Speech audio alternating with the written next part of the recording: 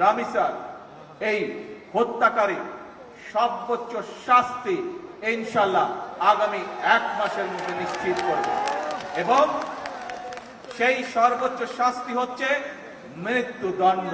এই ধরনের শিশু নির্যাতন বা নারী নির্যাতন বর্তমান সরকার কোনোভাবেই মেনে নেবে না এবং বর্তমান সরকার রামিসার এই হত্যাকারী সর্বোচ্চ শাস্তি ইনশাআল্লাহ আগামী 1 মাসের মধ্যে নিশ্চিত করবে এবং সেই সর্বোচ্চ শাস্তি হচ্ছে মৃত্যুদণ্ড, যাতে করে ভবিষ্যতে আর কোন ব্যক্তি মানুষ এইভাবে শিশু বা নারী নির্যাতন করার সাহস না পায়।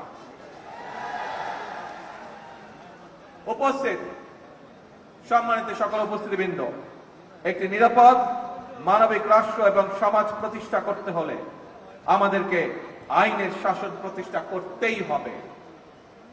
রাজনৈতিক সংস্কৃতির পরিবর্তন ঘটাতে হবে। একই সঙ্গে আমাদের জাতীয় জীবনে পুনরায় বাংলাদেশের আবহমানকালের ধর্মীয়, সামাজিক, সাংস্কৃতিক মূল্যবোধের পুনর্জীবন ঘটাতে হবে।